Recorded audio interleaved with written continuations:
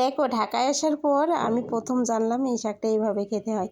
এর আগে খেয়েছি, আমাদের এলাকার মানুষ কিন্তু এভাবে খায় না। এরকম পাতা ছাড়িয়ে শুকনো খোলায় টেলে মুচমুচে করে গুঁড়া করে তবেই খায়। এটা নাকি বাৎসরিক খেতে হয় বছরে একবার করে, তো ওভাবেই খায়।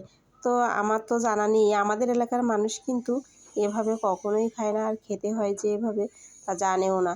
তো আমার তো জানা নেই। তো দেখো, আমি গত বছর এরকম দিনে এই শাকটা কিন্তু নিয়ে এসেছিলাম। ঢাকায় আসার পরে দেখি প্রচুর পরিমাণে মানুষ এই শাকটা পছন্দ করে। তো নিয়ে আমি নর্মাল শাক যেভাবে রান্না করে ওভাবে রান্না করেছিলাম, কিন্তু অতটা ভালো লাগেনি।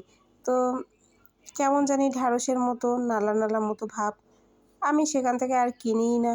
তো আজকে ১ বছর পর আজকে কৃতিকে স্কুল থেকে নিয়ে আসার পথে এমন কোনো ব্যক্তি নাই যে তার হাতে এই পাট শাক নাই। তো আমার দেখে খুব মন চাইলো, আর আমি অনেক ভাবির কাছে জিজ্ঞাসাও করেছি, তারা বলে কি এটা মুসুর ডাল দিয়ে নাকি খেতে অনেক মজা হয়। তো আমি এজন্যই নিয়ে আসলাম, আর শাকটা আমি বেছে পরিষ্কার করে নিচ্ছি, পাতা ছাড়িয়ে নিচ্ছি।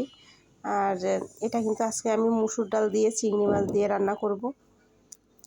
জানি না কেমন হবে খেতে, তারপরেও দেখি যদি ভালো লাগে আবার অবশ্যই নিয়ে আসব আর রান্না করে খাবো। তো এটা নাকি অনেক উপকারীও। তো দেখি গরমে ডাল দিয়ে রান্না করে দেখি কেমন হয়। তো তোমাদেরকে কোন কোন এলাকায় এই শাকটা পছন্দ করে মানুষ খেয়ে থাকে অবশ্য কমেন্ট করে জানিও, আর কিভাবে রান্না করে সেটাও জানিও কিন্তু। তো ধন্যবাদ সবাইকে, ভালো থেকো, ভালো রেখো সবাইকে, আর সবাই অনেক সাবধানে থেকো।